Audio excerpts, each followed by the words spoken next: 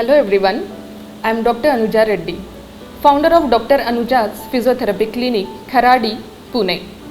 I have 7 years of experience in physiotherapy. Today, I am going to show a case study of posterior pelvic tilt due to sedentary lifestyle. A 26-year-old female patient reported experiencing persistent back discomfort. She described it as hindering her ability to sit comfortably for extended period of time. Additionally, she mentioned feeling pain in the back of her thighs, occasionally radiating down towards her heel. During the examination, I observed her adopting a slouched posture. I noted tightness in her hamstrings and abdominal muscles, along with weakness in the quadriceps. Based on specific physical test, it was evident that she had a condition known as posterior pelvic tilt.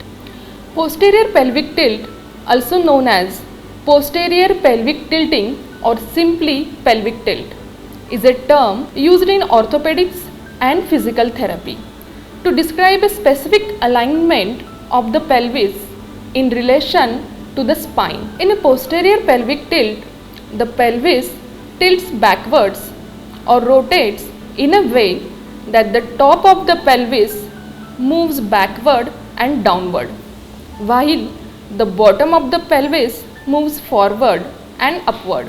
This can result in a flattening of the natural curve in the lower back, lumbar spine, and may lead to various musculoskeletal issues, including lower back pain, hip discomfort, and altered posture. Posterior pelvic tilt can be caused or exacerbated by factors such as muscle imbalances, poor posture, or certain activities.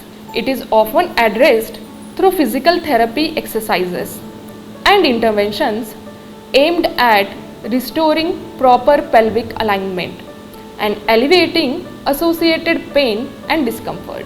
Over time, this condition can result in increased pressure on the lower back and spine, causing an uneven distribution of load. This imbalance may subsequently lead to a higher risk of injuries and discomfort in the affected areas. I initiated the process of posture correction, introducing subtle adjustments in her sitting and standing positions. We also addressed her sleeping posture, including the placement of pillows for both supine and lateral positions. Additionally, efforts were made to rectify her slouched posture. I recommended the use of back corrector and provided guidance on optimizing ergonomics in her office environment. Implemented electrotherapy modalities to address her lower back pain, further enhancing the healing process and providing relief from discomfort. These modalities are commonly used in physical therapy and rehabilitation settings to manage pain, promote tissue healing, and improve muscle function. Initiated a structured program involving targeted stretches for the hamstrings, abdominals, and glutes. Incorporated specialized techniques for mobilizing the abdominal region and applied myofascial release methods to address specific muscle tension and improve overall flexibility and mobility.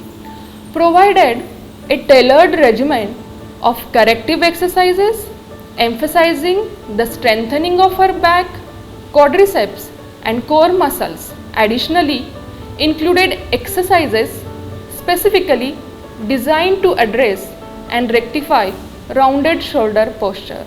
Gave her some exercises that can help correct rounded shoulders: shoulder blade squeezes, doorway stretch, chin tucks, wall angles, resistance band pull apart, wall slides. Provided her with some guidelines to follow, including some do's: avoid prolonged periods of sitting, take breaks regularly, incorporate office desk exercises to promote movement and flexibility. opt for stairs over elevators for short distances, and included some don'ts. Refrain from sitting for extended durations without breaks. These recommendations aim to encourage movement and reduce sedentary behavior, which can contribute to improve posture and overall musculoskeletal health. Gradually, with the implementation of ergonomic adjustments, corrective exercises, and electrotherapy, we began to observe positive changes in her posture, pain levels, and overall strength. Notably, she demonstrated the ability to maintain a more upright sitting position, signifying an improvement in her posture compared to earlier. Her discomfort had notably diminished, reflecting a positive shift. Moreover, her back and leg strength showed a notable enhancement. There was a discernible improvement in her gait, and we observed a positive change in her posterior pelvic tilt. She reported increased comfort while laying down on bed.